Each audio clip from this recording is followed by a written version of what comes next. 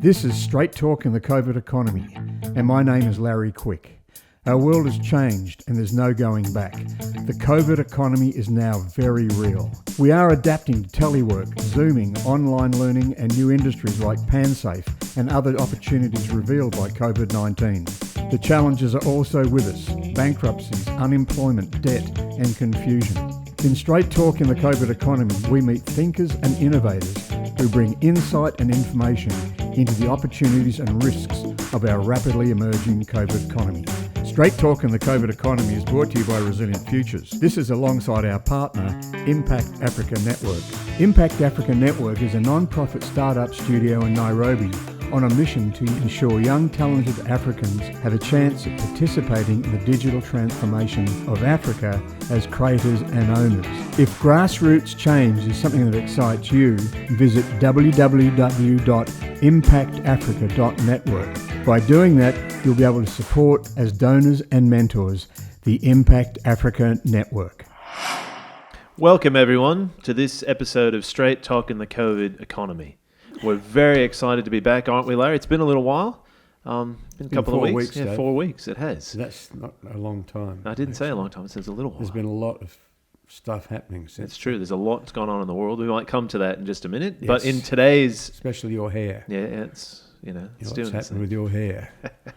Well, can we put that aside? Yes, we shall. We shall. So in terms of today's conversation, we're getting into sustainable value generation, which is really what sits at the core of strategy and action, isn't it? It's absolutely critical that people understand and think about what does it look like to sustain value generation as conditions continue to change. And we're going to cover that in 4 parts. We're going to look at, well, what do we mean when we talk value generation? Why do we talk about value in this way? Why do we think about value in a way that maybe is a bit different to the way that others think about it? Then we're going to go through a little bit around what we see as a value equation and really understanding how value works and flows through that equation and in our value networks. And then what does it mean when it comes down to values?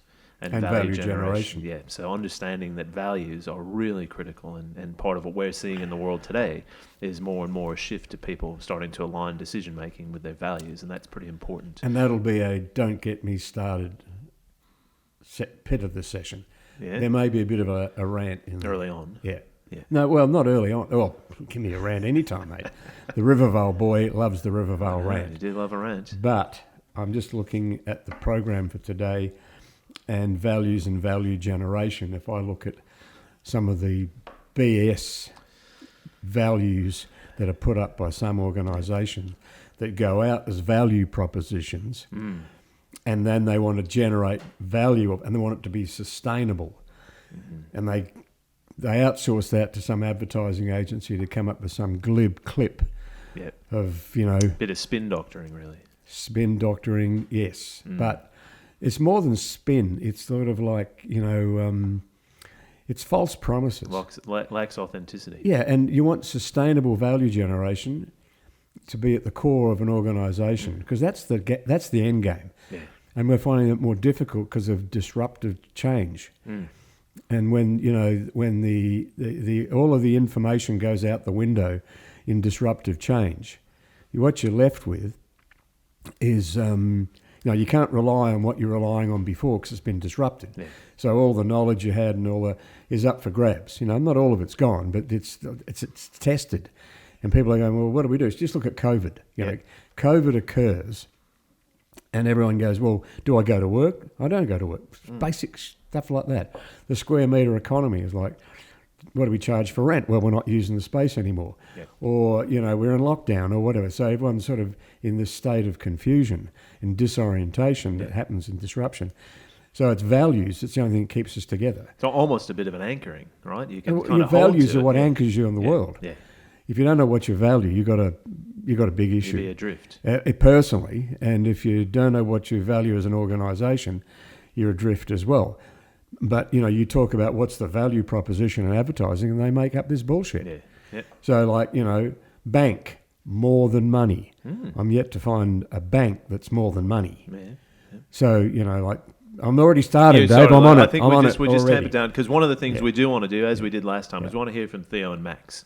Yeah. So before we get really into this episode and dig around on what we see as important in thinking around values and value generation, we're going to hear from Theo and Max, and they're going to do a little bit of a here's what's coming next, and here's a bit of a view of the world from their perspective as well. So over to you guys, Theo and Max, take it away. Max and Theo.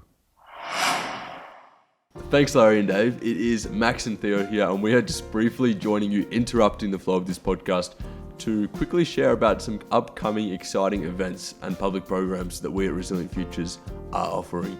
Yes, thanks, Dave and Laz. We have some public programs. Our first one, we have 3 public programs we're offering. These are ways to actually becoming SI active and becoming a practitioner of the framework. So our first one is a online free introduction, just 1 hour. It's the 17th of June. It's from 12:30 to 1:30, and it's just a very brief overview of strategy in action and how it works. Yeah, so in today's podcast, they're going to really dive into sustainable value generation, which is just one part of the SIA algorithm. But this introduction will go over the whole framework. Obviously, there's only an hour, so very briefly, but so you can have a broad understanding of the whole SIA framework altogether. And then from there, we go to another program we offer called SIA Foundations. So this is 3 online 90-minute sessions over 3 weeks. The start date's the 14th of July. And as well as this, you'll also have access to our Learning Resilient Futures platform, which will have content such as the module videos, some accompanying. You'll also get a copy of the book, Disrupted Strategy for Exponential Change. And so there'll be a bunch of extra content and learning through that online platform, really just covering what are the fundamentals of disruption and strategy in action. Yes, and it's a great pathway in becoming SIA active and actually becoming a practitioner Yes, of... a really good first step. Very good first stop. Then we go to SIA Quick Start, which is a much more facilitated program. So we have Dave and Paul, who facilitate the program over 8 weeks. So there's 8 online 90-minute sessions there. Yes. It's the framework broken down and properly explained and properly facilitated to you so you actually understand how the framework works and the aspects of the framework and how it contributes to your business, how to make your business become SIA active and personally yourself. So whereas Foundations is more about understanding the framework and SIA, Quick Start will really give you the opportunity to practice it, apply it, and these sessions, they're a smaller group, so it's really about interacting and collaborating with those peers to put SIA into practice. And just one thing I'd like to touch on. So the free intro is free, of course, so it's the 1 hour and it's free. SIA Foundations course is $295, inclusive of GST, Australian dollars. And then we go to the Quick Start, which is the... Yes, that is currently at our early bird price of $1,295 for the Quick Start. So if you are interested in coming along to any of those or finding out more information about any 3 public programs, you can contact us at learning@resilientfutures.com, and we would love to talk to you. Yeah, Theo and I will reach out. Now back to Larry and Dave. Thank you very much. Okay, well, I'd like to thank Max and Theo Absolutely, for that beautiful promo there. But terrific work, I'd guys. have to call out the fact that, Max isn't wearing shoes right now. No, he's not. He's barefoot, and the reason for that is he's blamed that he was walking around the office in socks. Yeah. And my little doggy Missy, who comes to the office sometimes, as does Mac, Dave's dog, did a bit of a whoopee on the floor. Not the big one, just the watery one. Yeah. And Mac stood in it with his socks. So now he's walking around the office just with his feet, as you do. As you do. So, Max, you might have to put a bag over your feet because they're a little bit smelly. Anyway, let's get down to Anyway, so getting into... Shut me up. Well, no. So we're going to get into it. I don't think there's rant required here at the start, but we'll just quickly go through a bit of a kind of aligning part of the conversation. When we're talking value, what do we mean? What is value generation all about? And there's a couple of key concepts here. First is just the idea of generation, right, which is active. Yeah. There's energy. Yeah. There's actually, use of energy to realize something, to make something happen. That's a real definition for generation. So when we talk value generation, it's actually about active energy and energy flowing in systems. Yeah, it's the energy of the organisation that generates value. And it's sort of, you can talk about creating value, and wealth creation or value creation, but it's the generation. It's using the energy of the organisation to make sure that everything you do is generating value. That's right. And it's not just the organisation isolation, it's the energy of the organisation and its value networks, and really seeing how that works. And we'll come back to that in a sec. Then what do we mean by value? Well, value in simple terms is the importance, worth, usefulness of things, right? And sometimes that can be measured monetarily. There's a lot of forms of value that don't show up as money. And we're going to look at the value equation, which is in our book, which just happens to be strategically on the table here. But we'll talk about, in talking about that, I guess that's what you do when you're talking about it, is talk about the fact that profit is a lag indicator of a whole body of other value that you're generating. And it's sort of something that we're not necessarily measuring all that well these days. That's right. And it's particularly important when you think about that, profit is a lag indicator of value generation. Absolutely. So then when we talk value, so we've talked generation and value. So value generation is the delivery and capture of value in a system, right? And it's actually starting to understand how that flows. And as you've said, tracking back to, well, profit is a measure of that, but it is a lag indicator of what else is happening in that space. So that, just quickly on that, the point that I like to reinforce is that imagine a value chain is not just a value chain as a linear concept. It's a network. And if you think about it, that everyone delivers value and then they capture value. So it's delivery and capture. It's giving and taking of value. And that's a value exchange. And those nodes in the network we think of as value partners. And it's important to understand and to really map through what do those value partners look like. And then finally, when you start to understand that flow of value in systems and with your partners, sustainable value generation is about that the ability to continuously deliver and capture value as conditions change. And that's the critical bit. We've talked conditions before, and there's lots of information in Straight Talk in the COVID economy about the richness of conditions that are impacting us as organizations and potentially will in the future. So the question is, how do you sustain delivery and capture of value within ever-changing conditions? That's the core of sustainable value generation. Couldn't say it better. Oh, thank you. So that brings us to the why. Why do we talk about value in this way? And I'm going to pass to you to kick this one off. In part because as the originator of strategy and action, some of this comes from deep experience and testing and probing and pushing around with organizations to really start to understand this stuff. So why do we think about value generation in this way? Well, it's sort of, if you think about it, I mean, we don't like to go too deeply into the theory behind strategy and action. But if I was to say that in its simplest terms, a complex system is a network of capabilities that are also value exchange. It's a value exchange, and from one part to the other of the network, you find that value exchange is created through just simple purchasing something. So when I go into a shop and I buy food, I'm taking the value that they've created in the food and buying it through providing money. So that exchange is happening all the way through that value chain, but as a value network. And understanding that food in the shop didn't just magically appear in the shop. There's a whole complex system behind that. The complex system is, the question we ask is, how many hands does it take to make a sandwich?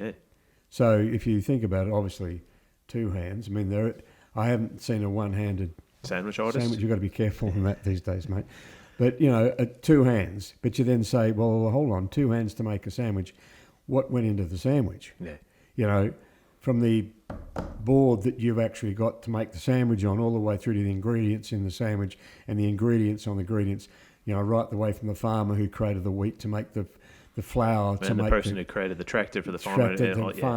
All of that. It's a very complex system of value exchange, of delivering value and getting value back, and it's the way that value is exchanged throughout the whole complex system that value is generated. And if you are thinking about this in terms of understanding how your value network works, you've really got to make sure that there's fair value exchanged all the way through. Otherwise, you might lose one of those people in that, or one of those organisations or nodes in the network, and you can't get what you want to get for your sandwich. So say, for instance, it only takes wheat to be lost and you've got no bread. If you're looking at, tomato growers, it's the price of a tomato to go into the sandwich. So this little thing called a sandwich is thousands of hands actually make the sandwich happen, but equally they're delivering and capturing value on the way. And if you actually have an intervention, a disruption in that value network, you're going to have a sandwich that's either more expensive or doesn't exist. So, these networks of exchange are really critical to understand, particularly when you're looking at disruption, because it's not necessarily your end product or your organisation you have to concern yourself with. It's whereas the value network going to be disrupted, so that I can make sure that I can cover that, mitigate that risk. That's right, and understanding that part of the risk for organisations is that where they fit in that network for lots of reasons may no longer be valued, right? And sometimes organisations don't pick that up fast enough, and then someone can come in and replace, in effect, that set of value and the capability around that, and suddenly you don't have a business anymore, and that does happen. That's exactly. I mean, if you only have to look at, say, the education industry today, where that has always been occupied by formal institutions. But, you look at the amount of non-formal, I'm talking about the education institution, like a college or a university, or who's supplying education these days that is outside. TikTok, YouTube, LinkedIn, etc., etc. They're all those. We've just done a piece of work on tertiary learning futures, and it's the imminent disintermediation or remediation of the whole tertiary learning value network, but disintermediation of universities in a lot of ways. So, and maybe just on that term, because sometimes in our work we'll use that term and say, hang on a minute, just really reinforce what that means for us. So when you're disintermediated in a system, in very simple terms, the value starts flowing around you and doesn't flow through you anymore. Correct. It's like typically where you've got a wholesaler who goes to retailers. And that's a delivered value captured relationship and an exchange of value. All of a sudden, you've got the wholesaler going online. Do they need to use the physical retailer anymore? No, they don't necessarily. So what you have is a disintermediation or a remediation of the whole network, because it might be the wholesaler is disintermediated by the generator of the goods. Then what you can have in a remediation is an aggregator like Etsy, which actually takes a whole bunch of disparate products that may not have been able to made and provides an exchange to sell different products. So, that's what you've got with an Amazon these days. It started off as a bookshop, but now you can sell your products through Amazon. So, you really have to be thinking these days different, particularly if you've got a digital product or even a physical product relies on digital sales channels. You have to really understand how that works, how that channel is going to remain useful in terms of generating sustainable value. So it's a really interesting subject area that, pre-digital, we didn't necessarily have to think about it. In digital terms, you definitely have to think about it. And you got to understand what your value network looks like, right? And you got to map it and track the flows of value through that network, because then you can work out, well, what sort of control do we have, or what sort of control don't we have? So that might represent a point of exposure or risk as well. And we'll give you an example. We did some thinking work, at least, with a large farmer on insulin. Now, insulin, for those people who know, is for diabetes. diabetes 1, diabetes 2. And the old way of doing it was basically you'd test your finger, and then if you needed an insulin jab, you give yourself an insulin jab. You now have little machines that have the insulin inside it, and you stick it on you, and it can measure your and dose appropriately. What happens to the data with that? Well, it goes to the device manufacturer. It goes to the device manufacturer, not to the insulin manufacturer. Yeah. So, there was a time when the insulin manufacturer had all the data. Now, it didn't have the data. The doctor had the data if they kept it well enough. Yeah. We know doctors GPs don't keep data well. Yeah, well... public health systems aren't really good managers of health data to the extent that they could be these days. Well, and in the old way of thinking, if you're the manufacturer of insulin, all you really care about is how many units of insulin do we sell and what's the profitability of that, and don't think about anything else. What comes along is a way of dealing with the condition that's different. Yep. But you don't know your customers, so all of a sudden you stop using insulin and your business is done. Now, no one would think that of a big pharma, but if you think about the little sort of microbots they've got happening now, they can put it into your system. You've got a whole bunch of different things. And the person who supplied the insulin for all this time doesn't know their customers. Disintermediated straight away. Yeah, it's same thing with the work we're doing with the Royal Australasian College of Surgeons. Right, and when we talk disruption with them, and it's easy to talk about, robotic surgery and technology and blah, blah, blah, the big thing that they look at in terms of understanding how value flows in their network is an upstream shift that allows for pre-intervention around a lot of what they operate on. Yes. Right, so you change the nature of, say, the biochemistry of the body, and people, for example, don't manifest cancer in the same way, and all the cutting the cancers out goes away. Yeah. Right, that's again a reshaping of how value flows in the network and who captures value in a different way. Yes, so all of these situations are important. Is equal to if there's a drop off in electricity production, that impacts a company, because if they shut down electricity provision, you lose all your digital devices in terms of if you've got computers running and that. So you need a backup device for that. Yep. Well, what's the backup device for all of those things that you've never really thought that occur in a supply chain? Yeah, absolutely. You only have to look at COVID and what COVID has done to supply chains.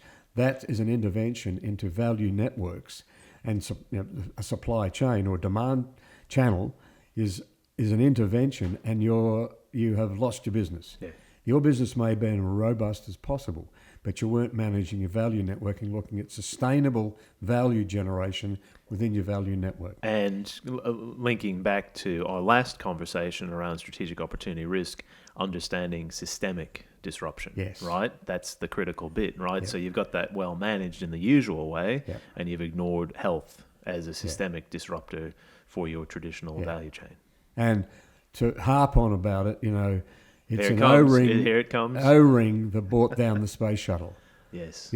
All that technology brought down by an O-ring, which they were constantly warned about would fail at certain temperatures. Yep. And that's what happened. So, we can't stress more in terms of sustainable value generation is an exchange of value in terms of delivery and capture. And it's also much more than money. Profit is an indicator, a lag indicator of your value generation working. Yeah. So if you aren't making profit, it's because you've not really looked at the value generation and the values that you have around that actually get the profit to happen. Yeah, and one of the things that shows up a lot in our work, when we're taking people through an adoption of strategy and action, this bit is really challenging.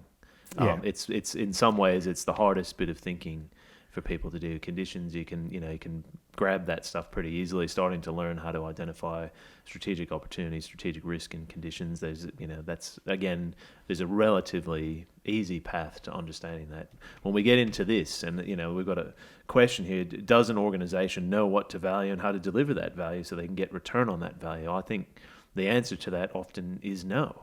And when we interrogate this stuff, we often get sort of a real scratching of the heads moment as we say, well, what is it that you deliver and what do you capture in terms of value, particularly if we say you got that back to that point you made, profit's a lag indicator. So stop thinking about money and start thinking about what else is there. What generates the surplus?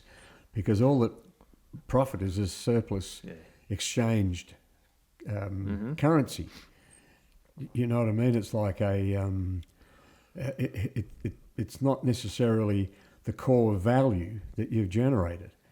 There's a whole bunch of other stuff, and we're going to go into this in a second in terms of the value, what we call the value equation, which is the first iteration, at least, is in Disrupted, our book. That's right. But we've got a bit more complexity into it these days when we do our training. Yeah. Now, just before we do that, the other thing that people find challenging is how do you deal with value that's not tangible? You can't touch it. So what are your thoughts on that? Don't get me started, David. Well, it's got a history to it, measuring intangibles. And if we go back to early times in terms of measuring a company's worth, you would say, you've got buildings, you've got machinery, you've got that, and then they had this very strange thing called goodwill. Yes. And that was the intangible piece. You might have intellectual property through some sort of method or process you've got. Now that's important. Intellectual property is important, but it's measured, previously measured, at least back in the 20th century, by its ability to generate profit from that intellectual property.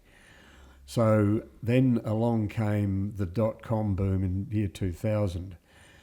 And it really was into the 90s as well. You started to see valuations of businesses, particularly businesses that were what you call it, the Amazons and the early digital businesses early in the digital. 90s, No one could actually value them. So what you found is that their ability to generate profit wasn't the key measure. It was what the market thought they were worth. So you had this big disparity in tangible businesses, like, measuring. You could measure Apple by machines and that sort of stuff, but what do you do with applications and software? So Microsofts and all those sort of things. So what was found was that there was no measure on intangibles. Say for instance Virgin. What was what was done there was that very skillfully they took a brand and they did a whole bunch of different applications of that brand to other things other than Virgin Records, because it was a well-known brand. And that was a successful sale of a brand. And, you only have to look at Trump. That's all that Trump's done, sold the brand. So that's an intangible. How do you measure that intangible? So that was starting to happen, and so there was a lot of work put into, we've got to be able to measure intangibles in some way. There's a lot of work done around that to actually make it real in terms of profit and loss statements, or so I should say balance sheets, etc. Yeah. So what happened was that work was working well. In fact, we're involved, Resilient Futures in this early incarnation, we're involved with early measurement of intangibles, because that was primarily a business. I mean, if you look at Australia's investment and it's the amount of jobs it has in the knowledge economy, it's 70% of our employment is in the knowledge economy. So we're not necessarily making stuff, or we dig stuff up, but that doesn't necessarily where we employ people. So it's sort of like, as soon as you're talking about knowledge economy, you're talking about intangibles. So how do you measure those intangibles? Yep. So particularly in very subtle things like, this organisation is a great sales organisation. It's a better sales organisation, or it's a better customer service organisation than this organisation. Yep. And one wins over the other. So, you have to be able to measure those in some way to value an organisation. So you had this big split on the stock exchange where companies were getting multiples on their shares that were just disproportionate to what they were earning. Amazon, say, for instance, and all those sort of things. Then what happened when that sort of started to crash was when Enron happened. And they brought it back to the basics. They basically scuttled any conversation on intangibles and brought it back to, Sarbanes-Oxley was the two people that put it together that said this is how we measure the worth of a company. Now that happened, when was that? Early 2000s. Early Late 2000s. 90s, early 2000s. And it was just yeah. after the dot-com Crash. bust, Yeah. 2000. So everyone went, oh, let's get out of all this sort of stuff. Now we're back there today with, the biggest, Jeff Bezos and Amazon. I think he's just been surpassed by a Chinese entrepreneur. Yeah. So, and it's all about Alibaba and all of those sorts of things. And that's gone worldwide, but we still don't measure our intangibles well enough. We don't have the mechanisms to measure intangibles, but we're back into the murky area of trying to judge the value of organisations based on physical elements, if you like, or physical properties. So that takes you, if you only have to look at the reporting cycle in Australia particularly, very conservative listed companies largely caught into the big listed trap. Yeah. They have to produce profit. They can't invest in intangibles to get somewhere. You only have to look at the difference, of the pay later, fintechs, Afterpay and that sort of stuff. Afterpay and all those. They're now, the valuations on those companies, they're billionaires, the guys that created them. Yeah, Two guys talking across the fence decide to create Afterpay, and they're billionaires today in Australia. And the exponential change in terms of the value placed on their intangible value, because they're still basically a startup, is incredible. Much bigger returns than you're going to get out of a conventional bank. Yep. So we're back into that murky area again. But that's the one point in terms of valuations of companies. But the main thing is understanding the value of your organisation from a value generation perspective, and understanding that profit is a lag indicator. Yeah. So in the big listed trap, you've got no choice. You produce your quarterlies, and then there's your annual reporting season, whether it's in August or so, and it's all about what surplus did you create that you can distribute to shareholders. And with big superannuation funds in there wanting money for those, the baby boomers' retirement funds, which has to be excessive to need in a lot of cases. Yes. I'm not having to go at, well, maybe I am. I'm one of those. Oh, you're a boomer. I can bunch up on my tribe, but you want good return on your money, so you want the money back, and the big superannuation. So you've got this wheel turning that reinforces that the only way to value an organisation is through its lag indicator profit. Yeah. Now, that's not necessarily the case in private organisations. So you're going to see the rapid nature of getting from startup to private that is going to start to attack some of these bigger organisations, particularly listed companies, who can't react. They can't take a year off to reinvent themselves or 2 years off to reinvent themselves. They have to keep on being, largely squeezing the lemon to get the profit out of what they have not valued in the past. And dare we say it, that's a very slippery slope to manage adaptive decline.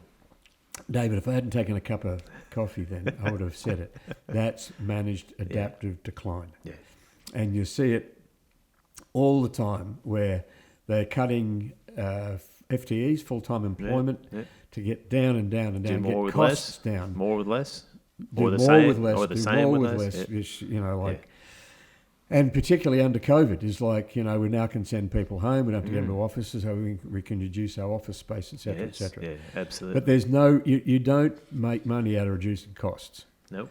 And you don't generate value necessarily out of reducing costs. Now, you can automate. And that brings us to another sort of situation around people. It's like, we really value our people. Yes, we do. Some of those big listed companies, BS. There's no real value in the people apart from process and competencies, etc., until we can automate them and remove them. Now, that leads us to a whole different situation where if you think about technology and the value it can add or delete from an economy, is that you have smart for human, which we've all been through. We've all got one of these. So that's smart for human. But there's also a lot of stuff in here that's smart as human, which is the next level of technology. Then the third level is smarter than human. Now that's one that's already in here. Yeah. Because this thing can tell me stuff that I could never even think I could make up myself. So, smart for human, I can do a telephone call on the run. I don't have to take the telephone around with a big cord. That'd be fun in a car. So, smart for human has worked well for us. And we've been able to displace jobs and replace them a lot of times in the same organisation. Just think about if you've worked in a bank for 30 years, you went from to a calculator to it, and now you've got a whole process system. Yeah. And the people have just transitioned jobs, and maybe you've got a career for 30, 40 years, who knows? These days, it's smarter than human, smart as and smarter than human. There's nowhere to go. Yeah. So people aren't being retrained necessarily in the same organisation. They're being displaced and displaced, and then they have to try and get back in. So it's very difficult, in itself to value the human participation in an organisation. But these are things when you have to, the reason why we're going into some detail on a couple of points here is that when we're thinking about sustainable value generation, it's three critical words. Continuous. You've got to be able to sustain value generation.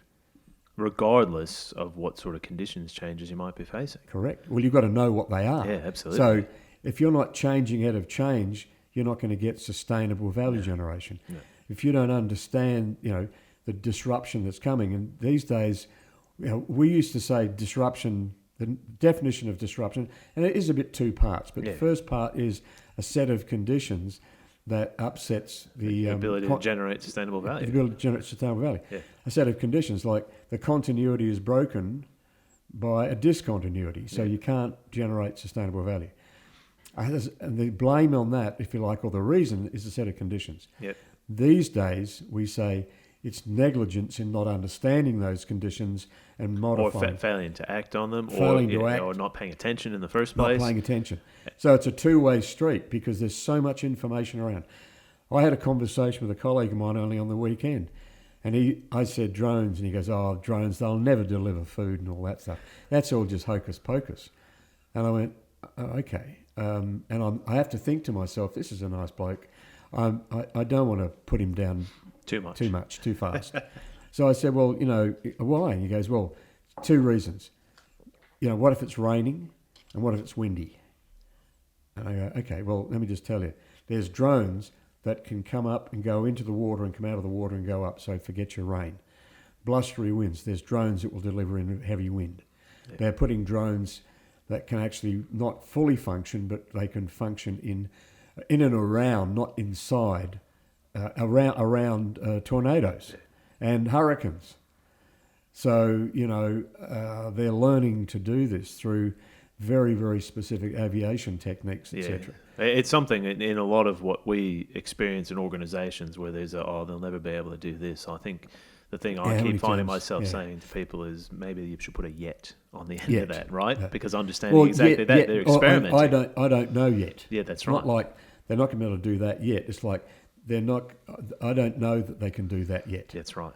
And I just looked yesterday that they are able to reproduce identical breast milk based on the DNA of the mother in a lab. Right. Now, you hear those we hear in our conditions analysis watching every day, we hear 20 of those every day. Yeah.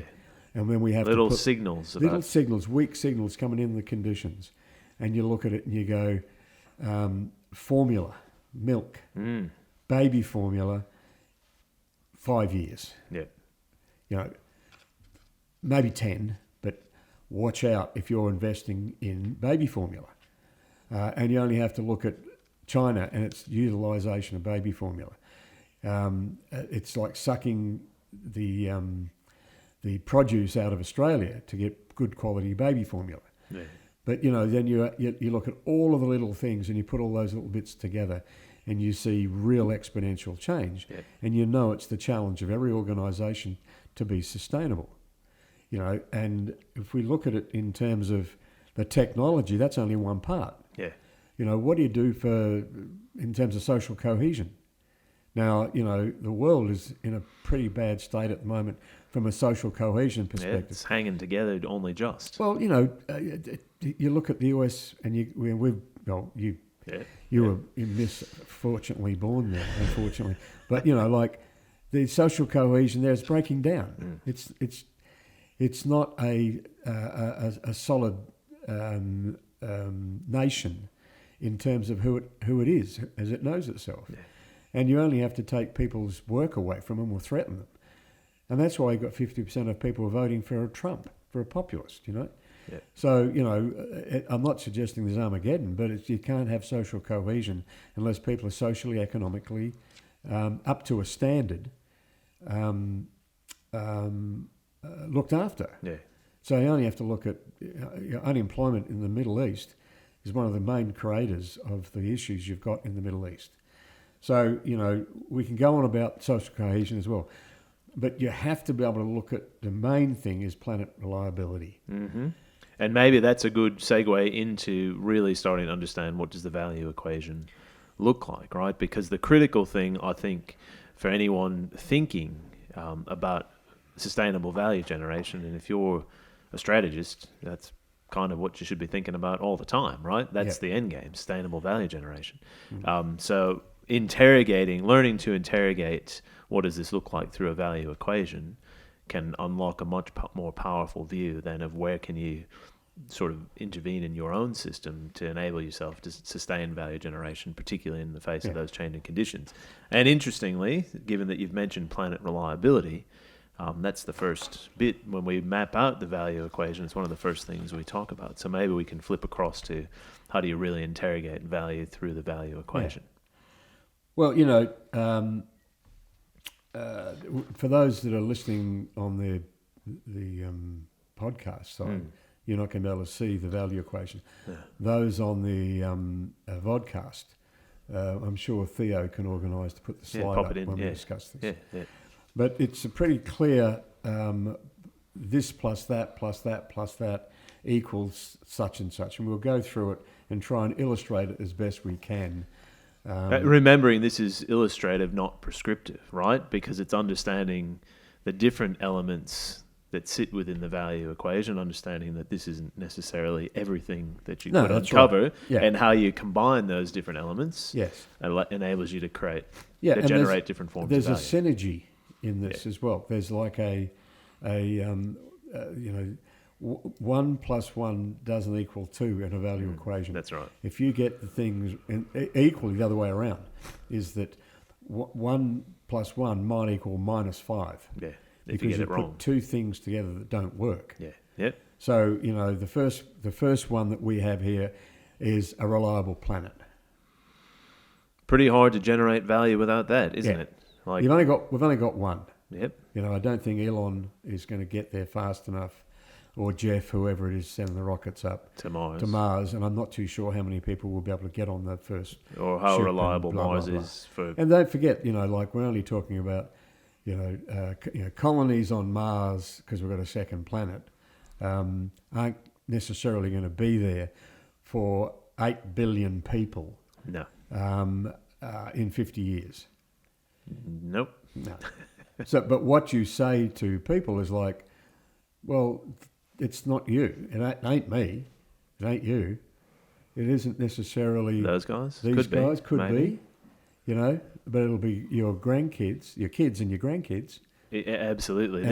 And they're the ones that we're putting this load on in terms of planet reliability. Yeah. And we've shifted the thinking to planet reliability because climate change just isn't getting cut through, right? There's the deniers and there's the blah, blah, blah. Global warming, blah, blah, blah. It's like we've got to make it visceral to organisations and the people in organisations. And this planet is not reliable for your organisation, for sustainable value generation, and more so for your kids and your grandkids. And that message... Your family. Yeah, and it gets cut through, right? When you ask a business leader, do you require a reliable planet to generate value. Yes. Whatever it is that you do, they Yeah. go, hadn't thought about it before, but yes, I do. Yeah. And is the planet in its current form reliable for that? Again, hadn't thought about it before, but no, it's not. Well, we're working on a paper at the moment. Mm. It'll be out. We're releasing tertiary learning futures, and our next paper is with Richard Hames, looking at planet reliability, and specifically a planet reliability index. That's right. So, watch this space for that. But Yeah. we want to be able to measure it. You only have to think about it. If you're looking at farming, Well, you got flood, and you've got beyond farming, let's make it relevant to everyone. so a zoonotic disease is something that can jump from another species To humans. to a human. Yeah. We're both animals, but and we think about it and we go, well, that doesn't happen. Oh, really? That was SARS and MERS, was zoonotic. Also, and they're variants of corona. Bird flu. Also, the problem they had up in Queensland with horses. Yep. That this is happening all over the world, where these, particularly with planet reliability, the permafrost melting and all of that stuff starting to emerge, it hasn't emerged before. Yes. So planet reliability is critical And if it you're going is. to be looking at sustainable value generation. Yep. The next grouping we have really is people. Yep. And whilst we are saying that technology is going to impact, particularly rules-based and AI and machine learning, we've also got to think about automation. You've got to think about a whole bunch of different stuff. You've got to understand getting the people involved in their own future of work is going to be critical. Yeah. Most learning and development, particularly in large listed companies, is compliance training. Yeah. Not teaching people how to create a career for themselves inside the organisation. Mm-hmm. We have a program called Owning Your Future Work, which really is about getting people to be the centre of their own future work. Yeah. So that they don't rely on the organisation, and that means a cost down for the organisation, but they're responsible themselves for actually understanding where they fit in the whole industry or in the whole world, but particularly inside the organisation. Correct. But it's about getting thinking people. Yep. We've just done a thing with chartered accountants on talent, the right talent, understanding that talent is different to skills. And looking at skills, you can teach people skills. It's very hard to find the right talent at times, particularly when it's suppressed a lot of times by the education system. Yeah. Yep. So, there's that. There's the ability to change. Yeah, really important, isn't there? Particularly, we're talking change ahead of change. Yeah. If your people don't have the ability to change after change, which is a big problem for a lot of organisations, what do we do to get them into a change ahead of change headspace, mindset? That's really important. And, unfortunately, my glasses aren't working. The third point there. Values, right? Values. Their values. Sorry. And is there alignment? Yeah, it's your values alignment to the value proposition. So if you're putting out there bank more than money, or supermarket, the fresh food people, you've got to be able to go to your people and say, do you believe that? Because you can't advertise something and expect people on the front line to deliver it if they don't believe it. We're here for you. Really? So value propositions you're putting out through advertising. We live in your world. We live in your world. I mean, I went up, this is a particular bank, we went up to it was my bank, and I went up and I go, so how's my world doing, to the teller? The person goes, pardon? I go, well, how am I doing? We live in your world. Oh, that's just the advertising. Ah, is it? And, they expect those people to sell me product when they don't believe the proposition themselves. Yeah. And it doesn't necessarily align with their values. Yes. Right. And we are tracking, a shift, more and more people making decisions that align with their values. And it's showing up particularly all over the millennials. world. Yeah, correct. I don't want to work for you because I don't believe in your values. Yes, that's right. And the final one there, not final, but the next one is faith and belief. Is like, people have faith and belief systems. Yep. And you have to understand those to make sure that you can work with them. And they're not always going to be the same, whether it's a religious faith belief or a green faith belief. Science, whatever, the faith and belief. Faith and belief systems are important because largely they're what plays out the person's values.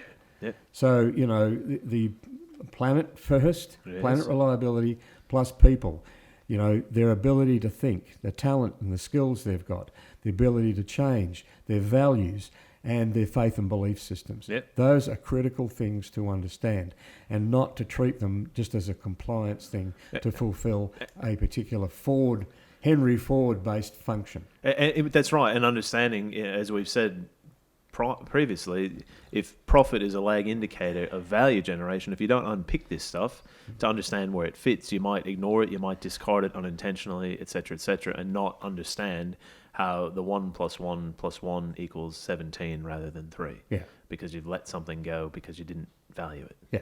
Yep. So the next point there, we have access to capital.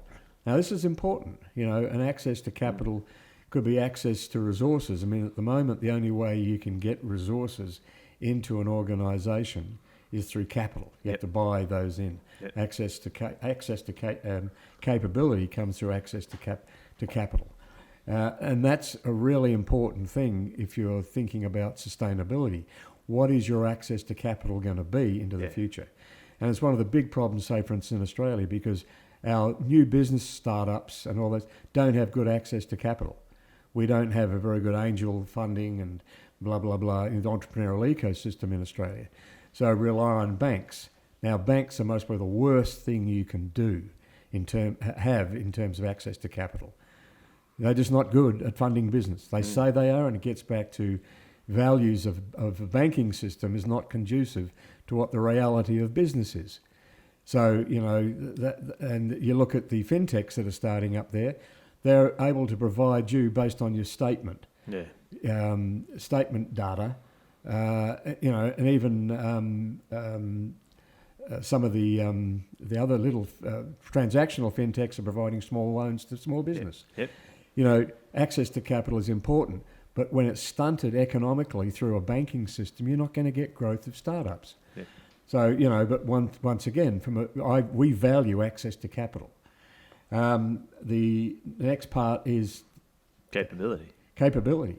Yeah. Is what, in all its forms. In all its forms. And you'll talk about that in the capability section of strategy and action. Yeah, and we'll also, I suspect, at some point this year, be doing a straight talk in the COVID economy where we do a bit of a deeper dive into capability. Yeah, because it's critical. Absolutely. Because capability management is not done well. No. And particularly aligning to conditions. Particularly aligning to conditions, but also understanding in terms of the capability matrix. Yes. Knowing what part of the matrix you invest in, whether it's hygiene-based fundamental capability, whether it's industry standard capability, or whether it's value-adding over industry standard, right. which is the competitive zone. And knowing you need different people and different thinking to be able to really manage capability. And you're investing in capability and you're actually leveraging capability all the time in sync with conditions to generate sustainable value. So that's a critical part. Yep. The next bit we come to is this is where I might... This is where the rant might have... Yeah, I thought it might. Basically, what we're talking about is value networks, not necessarily your markets. No. When you treat them as markets, they're like it's very transactional. It's very transactional, but it's separated from the heart of the organisation. And, you have to look at it as a value network. That's critical to understand. With interdependencies, right? Interdependencies in the value network, but we're talking about, the demand side of an organisation. There's interdependencies in there. Absolutely. But apart from that, these are your people. Yeah. You've got to look after them. That's why. Isn't that why we've had this great revelation in the last few years that we'll actually do customer-centric strategy, right? Because from the banks. Yeah. We went to one bank in another state that we're not in, and they said our big innovation transformation team is we're working on customer centricity. It's not just the banks; it's lots. I know. Lots of organisations. You're just realising that their customers pretty important. They're pretty important. But and you look at the other things in this particular section are brand and bond. It's only been in my lifetime that branding has become a thing. Well, dare I say it, you might have been a part of that at one point. I was a part of that in terms of brand development and looking at brand. But, now we have personal brands. You know, I'm a Kardashian. You know, that's a brand. Yeah. You know, and I heard someone say when the Essendon Football Club had the that's an Australian rules football club for overseas people. Bit of an issue with some. Well, you know, let's not go into the Performance issue. But I enhancement. heard the CEO get up there and say, "We know it's attacked the brand," and it's like some disembodied thing called the brand off there. No, this is the club Yeah, and the people. and the people that are, you know, the customers of the club and the suppliers to the club. And the, You know, and what we have to say, Yeah. well, the brand is important. You know, being able to look at, oh, what a feeling, and go, oh, that's Toyota. Or, you know, even though that's a bit of BS, but to a certain extent, you know, oh, I get a great, you got a Toyota, haven't you? I do. Oh, I've got a great feeling. Oh, what a feeling. Is it, Every you know, day. But you know, how many cars have you had? And you go, oh, what a feeling in a new car. But okay, that's what they pitched, and that's sort of okay. It's let's say that value proposition is a lot better than fresh food people. You'd be struggling to find fresh food in those places. And once you get past the opening and you get the fruit and veg, yes. Yeah. Well, how long has the fruit and veg been sitting there? I don't think it's fresh. Well, dare I say. But, you know, you can talk about a brand is a way of actually identifying something quickly. You know, so Yeah. it's not a problem to have a brand. Yeah. But what's But maybe more important Is the bond. correct. Is the way that people bond with you. Yeah. I'm bonded to you, not just because you've got vendor lock-in, I can't go anywhere else. You know, like, you know, there's no alternative with, say, Microsoft Office. No real alternative. Not really, no. That's vendor lock-in, a software vendor saying, we now have you locked in. And to a certain extent, I'm locked into Apple. And that's okay, but be very careful because you're still bonding with the client.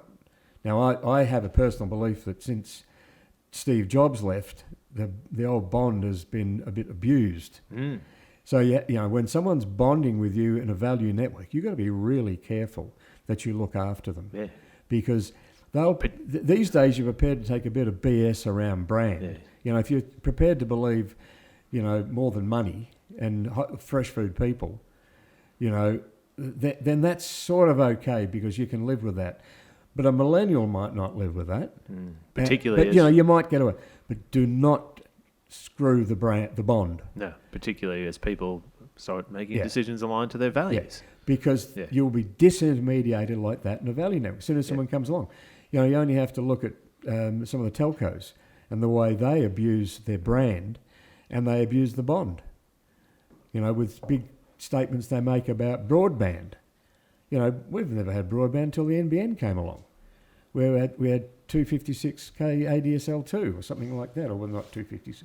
Anyway, don't get me started on that whole section. Yes. Then we go into processes, processes, IP, systems, all the things that sort of the gears that grind and keep the whole thing moving.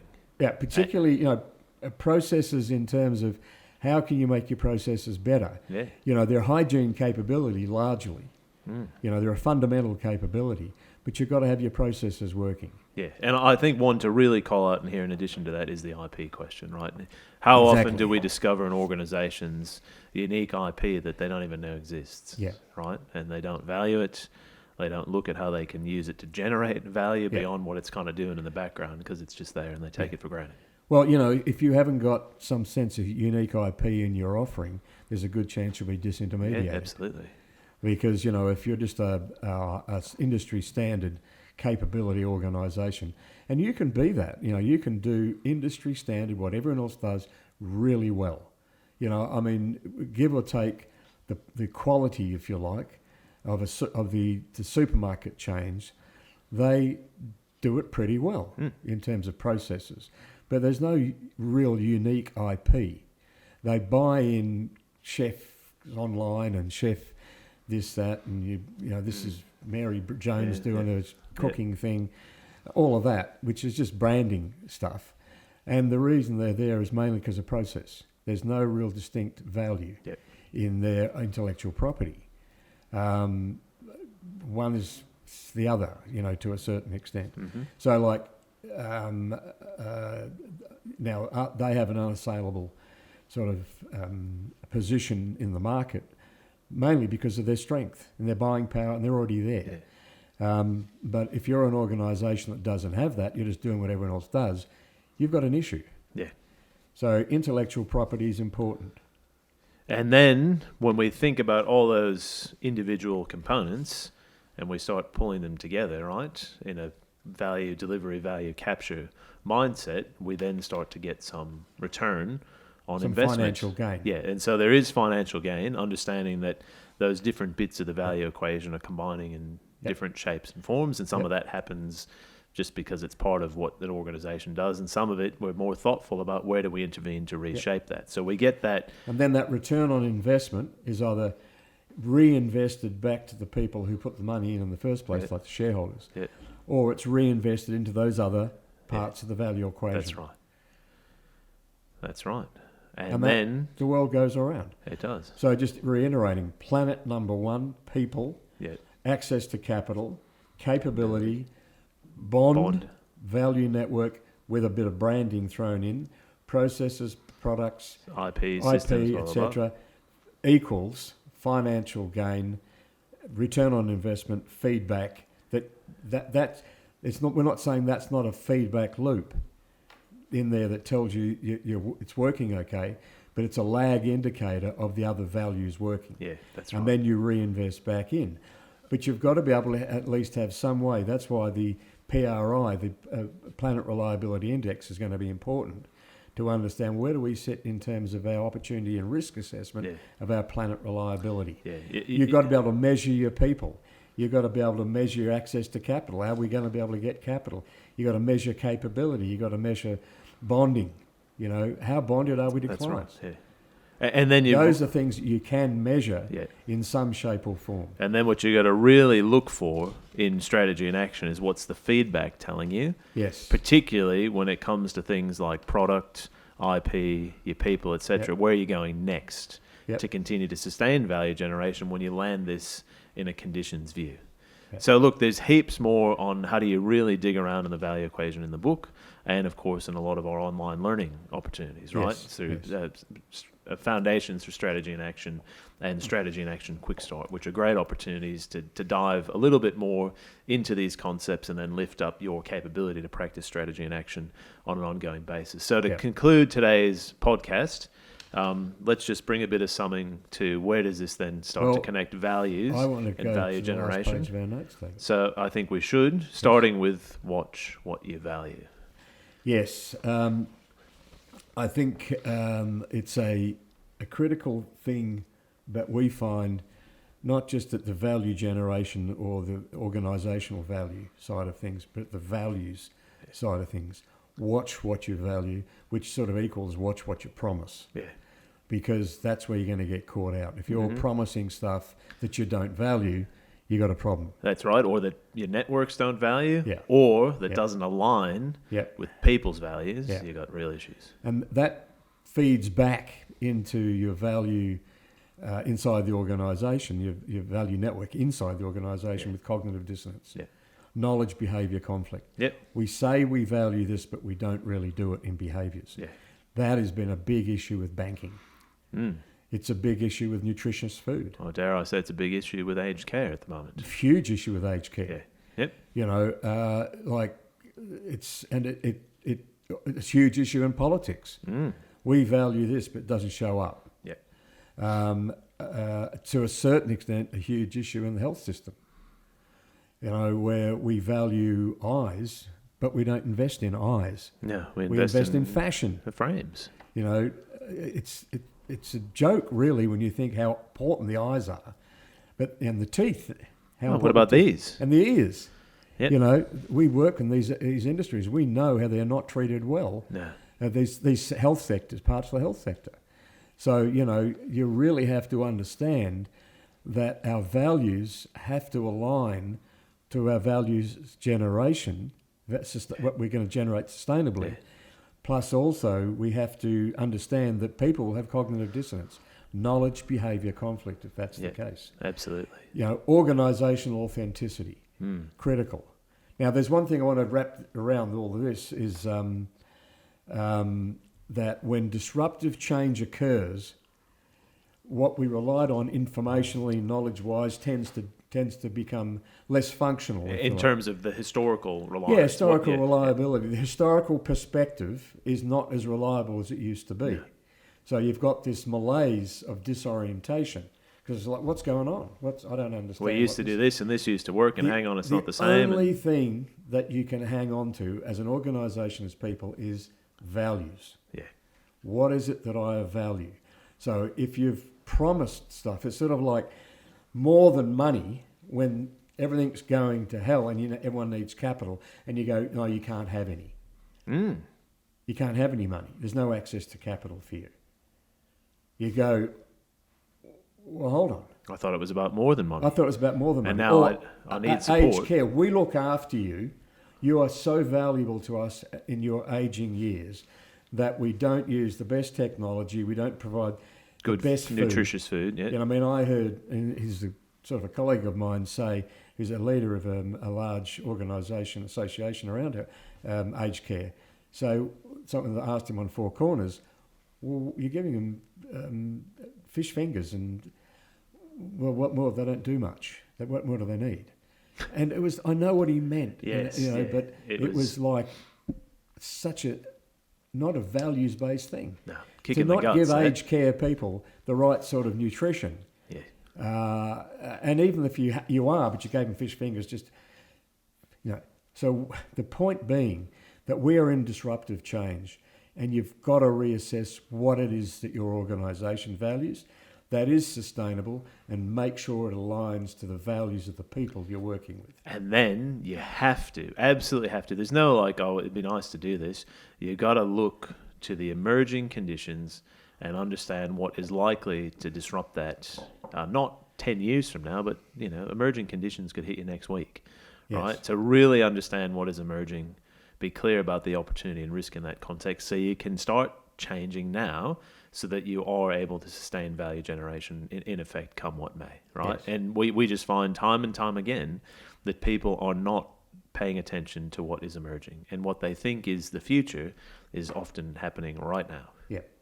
So you've got to have that view. But that gets back to the basis of disruption. The condition, we can guarantee you that the conditions are coming that are going to disrupt your organisation. Yeah. If you don't, and you're more than like your job.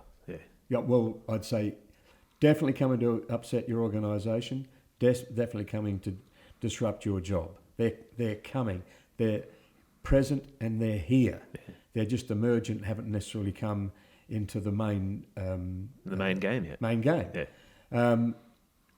And the disruption is not with the conditions; it's with your ignorance or failure to understand or whatever it is, which then that becomes the disruption that you experience. Which means you become disoriented. Yes. And it takes time to reorient when you should be reorienting before the disorientation happens. And then you're changing ahead of change. And these things are exponential. Yes. That is, there's nothing really happening. We're hearing all this. Isn't it amazing? I love this stuff. Oh, that's happening. Or breast milk from blah, blah. Or, whack. Yeah. Then it comes mainstream. It's the elbow that we're going through at the moment, this bit here, that you've got to prepare for. Yeah. And it's pretty hard to do it when the changes are up here. If it's down here, you go, well, what's the reason for the change? You can't get the evidence. In here, you can start to see it. When it kicks up like that, that's when you have to that's when you have to do it, and you're playing catch up. And sometimes the cost of playing catch up exceeds our ability to do it. Yep. So a final couple of thoughts before we conclude today's podcast. Some rules around this, right? So in terms of really understanding value generation in a network, there's 3 simple rules that we think people really need to think about and understand. Well, these are sort of outcomes. Once you're able to understand the value equation, you're really able to work the system that is value generation, sustainable value generation. That's where these 3 rules start to be able to be higher level, if you like. Yeah. They're higher level rules, because if you haven't got the fundamentals in place of, your value equation, hard to play in this space. It's hard to play in this space. Yeah. And David, you end today's sermon. 3 simple rules. Own your network, right? And that starts Bond. Bond with your network, but it starts with actually doing some work to map it and understand it, right? Because if you don't map it and understand it, it's pretty hard to own your territory, right? Yeah. So own your territory and do it authentically with bonding, right? Yeah. That's critical, number one. Two, Bit of branding's okay. yeah. Branding is like the packaging on the present, you know. Yeah. You know, there's a wedding ring inside. That's the bond, hopefully. Yes. And then, but you've got the little thing it comes in. That's the brand. Yeah. Yep, absolutely. Yeah. So that's one. Two, own your IP. And it's the same thing again. You got to dig around and understand what is the unique IP that we have created over time. Yeah. Do we value it? That Do we IP's understand got to be based on the emergent conditions. That's right. Yeah, and that Yeah. understanding that and playing it into those emerging Yeah. conditions, right? And understanding in lots of businesses where they think they have unique IP, maybe they don't. Yeah. And if they don't, we'll harken back again to education and certain forms of education. Who owns the unique IP in tertiary learning, for example? Good question there. Yeah. So if that's what you're hanging on to, that's very easy to disrupt, Yeah. right? Because there's some, but not a lot Yeah. of unique IP. And the last is really on the data. And then that again feeds back into the system. That enables the creation of new product, service, new forms of value generation, and so on. It also creates the potential to lock in value generation within your networks, right? Because you're using that data to constantly refine what you offer, rather than just imagining that it's going to stay fixed forever. Always based on emerging conditions. And with that, the final and sort of salient lesson, if you like, for today around sustainable value generation is when the conditions change, we must change as well. There's no option in that apart from a decision to go into managed adaptive decline. So if the conditions, when the conditions change, because they always do, you've got to be able to reshape very quickly, pivot fast, so that you continue to generate sustainable value. Hopefully you don't have to pivot because you've already changed ahead of change. Yes, good point. Very good point. So in closing, we'd just like to say thank you to you. Thank you, David. Yes, thank right. you. Thank you to you. Yes, thank you to our colleagues and friends who tune in regularly to Straight Talk in the COVID economy. And of course, most importantly, thank you to Theo and to Max for the great work they do in the background producing this podcast. Until next time. But just a quick call out. Oh, yeah. To all the people that are listening or watching who are in lockdown in Victoria right now. Go well, stay safe. Stay safe. And this is the COVID economy. And get ready for the next one. There ain't no checking out of the COVID economy. No, it's here to stay. Yeah. And with that, here endeth the lesson for today. We hope you've enjoyed this Straight Talk in the COVID Economy podcast. Thank you for listening. And please subscribe on your preferred podcast platform. For more free content that will enhance your understanding of this new COVID economy and the actions that you can take to leverage disruptive change, join the Resilient Futures Network at www.resilientfutures.com/get-started. And please support our partner, Impact Africa Network, at www.impactafrica.network. We need all the support we can to help them build their own incubator. We know that there are many other great podcasts out there, and your time is precious, and you chose to listen to Straight Talk in the COVID economy. And we appreciate that. Thank you.